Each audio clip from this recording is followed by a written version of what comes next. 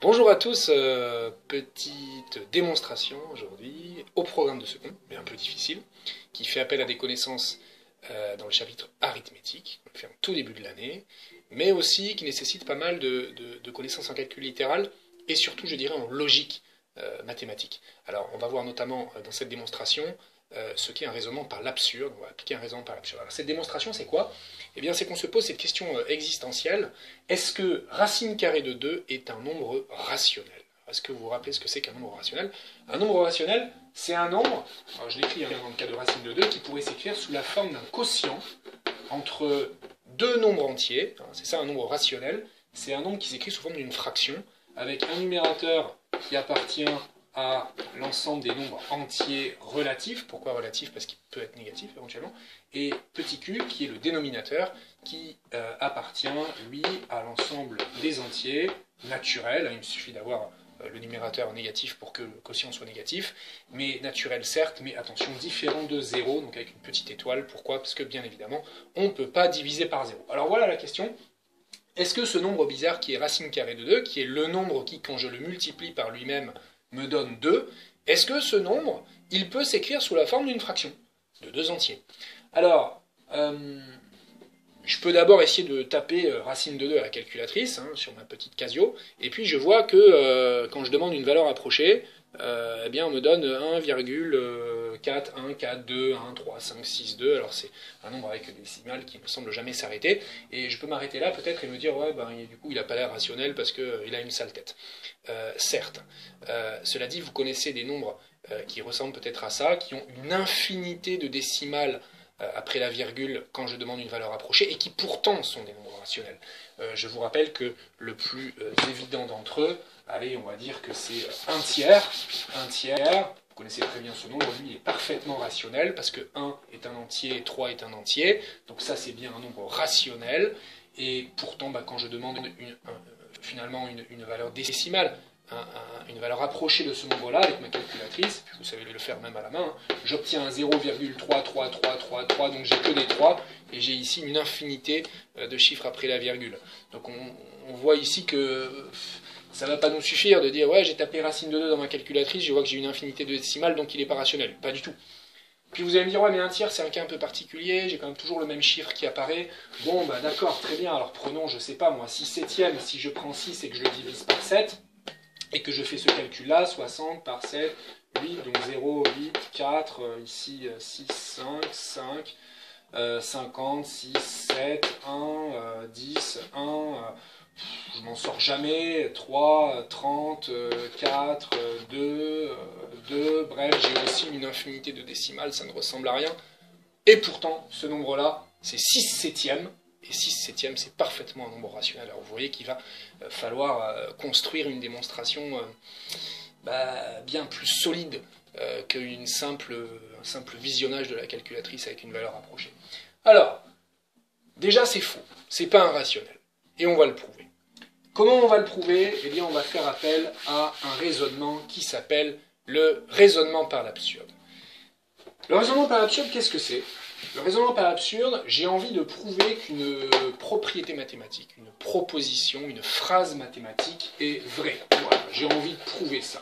J'ai envie de dire que A est vrai. Comment je fais grâce au raisonnement par l'absurde? Eh bien, je vais poser une hypothèse. Je pose une hypothèse, tout début de ma démonstration, je vais écrire, ok, je prends pour hypothèse que A est complètement faux. Voilà, A est faux. Et puis j'avance dans mon raisonnement, qui est un raisonnement déductif, je fais des donc, et puis à la fin de tous mes donc, eh bien j'obtiens une absurdité. Qu'est-ce que c'est qu'une absurdité? Une absurdité en mathématiques, c'est quelque chose qui est complètement faux et que, que ça se voit, un peu comme le nez au milieu de la figure, du genre 0 égale 1. Ça c'est une absurdité mathématique, je pense qu'on est tous d'accord avec ça. Ou bien qu'un nombre pair égale un nombre impair. Alors ça, c'est complètement faux aussi.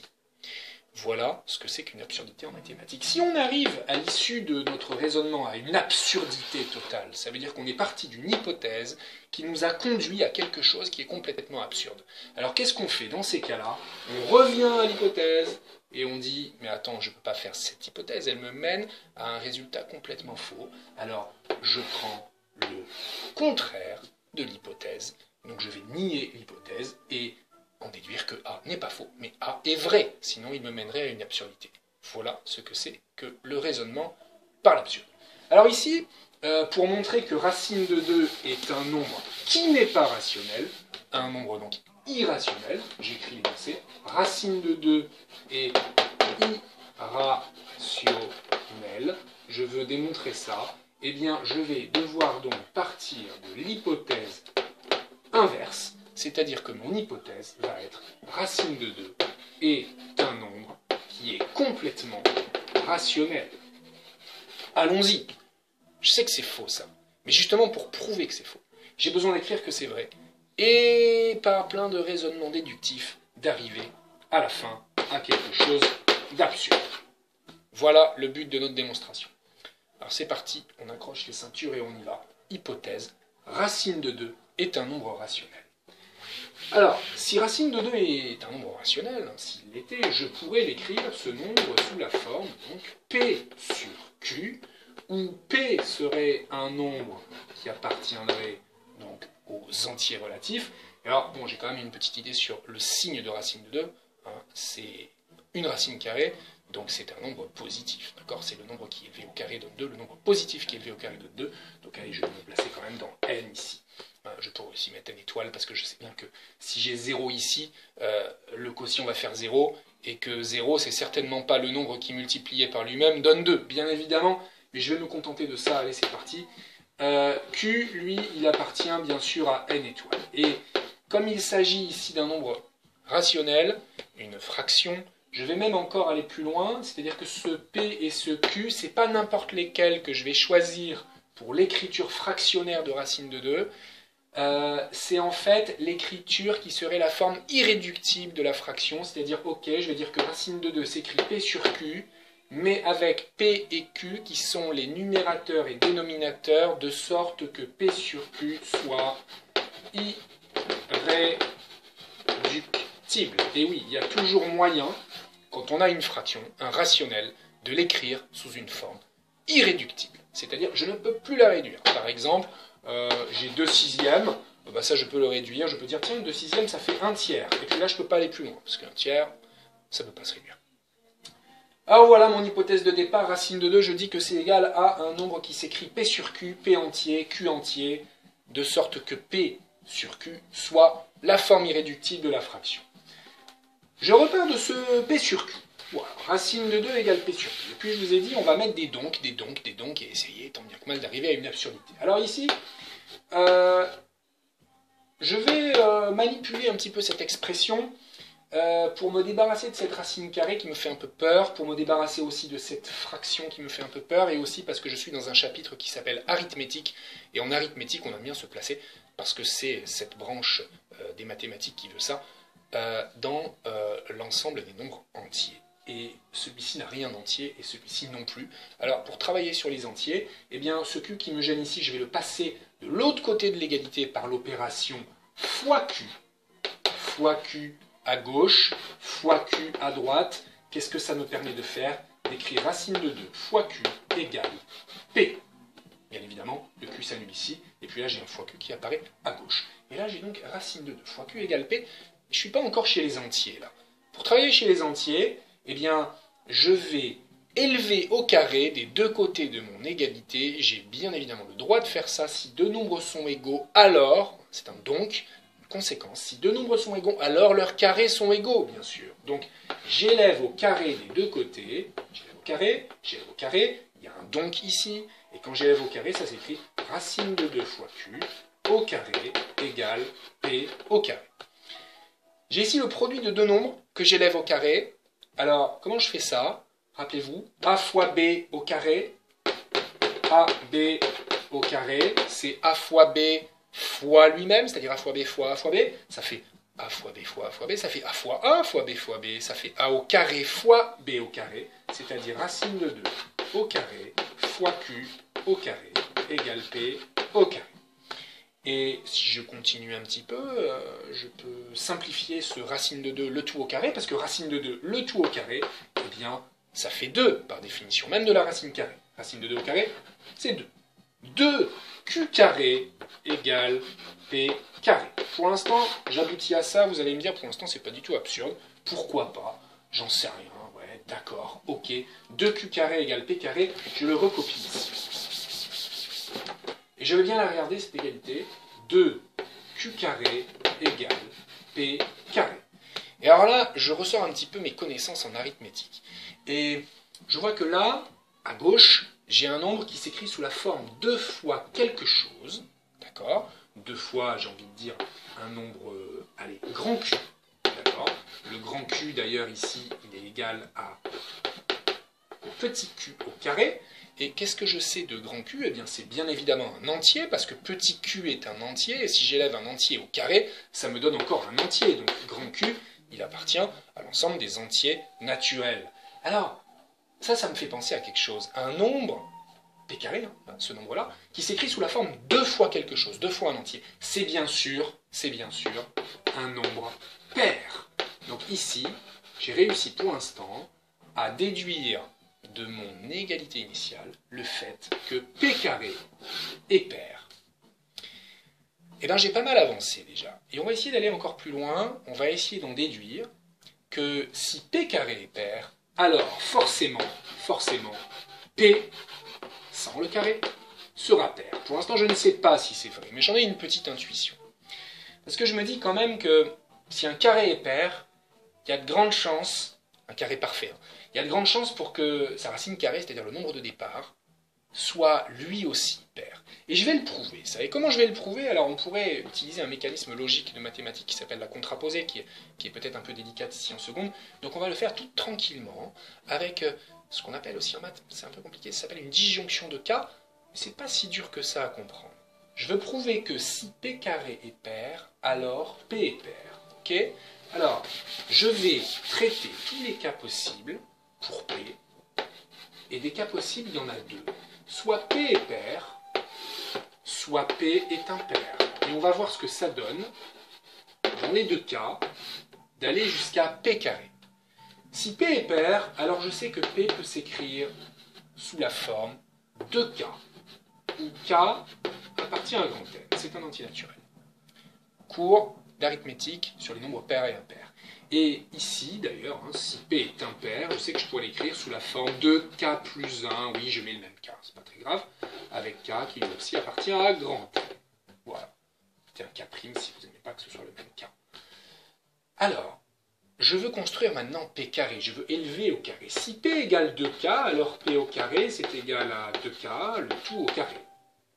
Et 2K le tout au carré, un peu comme on a vu tout à l'heure, A fois B au carré, ça fait A carré fois B carré. Donc ici, 2K parenthèse au carré, 2K le tout au carré, ça va me donner 2 au carré fois K au carré, c'est-à-dire P carré égale 4K carré. Ici, quand j'élève P au carré, j'obtiens un 2K' plus 1 au carré.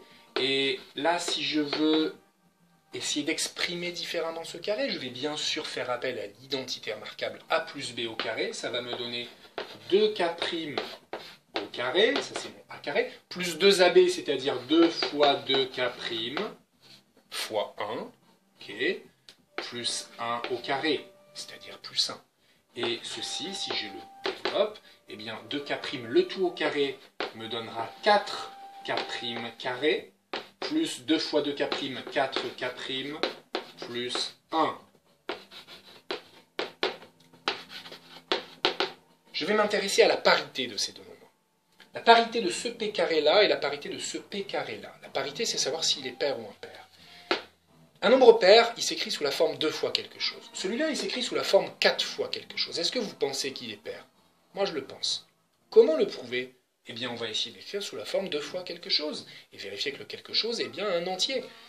Est-ce qu'on peut l'écrire 2 fois quelque chose? Bien sûr. Comment on fait? On décompose le 4, et on écrit que 4, c'est 2 fois 2. 2 fois 2K carré. Alors, ce nombre-là, finalement, P carré, j'ai réussi à l'écrire sous la forme 2 fois un grand K, avec grand K égale 2K carré, et donc grand K, c'est un entier. Pourquoi c'est un entier? Parce que petit k était entier. Vous vous rappelez, on l'a dit ici. Petit k est entier. Si je l'élève au carré, ça reste bien sûr un entier. Et je continue ma priorité des opérations en multipliant par 2. Évidemment, un entier multiplié par 2 reste un entier. Donc ceci est un entier naturel. Et donc, p carré égale 2k me donne la certitude que p carré est un nombre pair. Je l'écris là, p carré est pair. Je viens donc de conclure que si p est pair, alors p carré est pair. Ouais, bah très intuitivement on se dit bah oui bien sûr, ok. Et là on l'a démontré. De l'autre côté, si p est impair, ça a l'air pair ou impair ça? On voit pas trop. Eh bien, c'est impair. Pourquoi c'est impair? Si on veut le prouver, il faut qu'on réussisse à écrire ce nombre-là sous la forme 2k plus 1. 2 fois quelque chose, plus 1, qui est la forme caractéristique des nombres impairs. Alors comment je fais? Un peu comme tout à l'heure, j'avais réussi à faire apparaître un 2. Là, je vais aussi faire apparaître un 2. Je vais factoriser par 2. Je peux factoriser par 2, mais attention, pas toute mon expression, je vais factoriser par 2. Juste là où je peux factoriser par 2, c'est-à-dire jusqu'au 4k, c'est-à-dire jusque là. Et oui, là, 2 est un facteur commun, puisque 4 est un facteur commun, donc 2 aussi, bien évidemment, c'est plus petit que 4.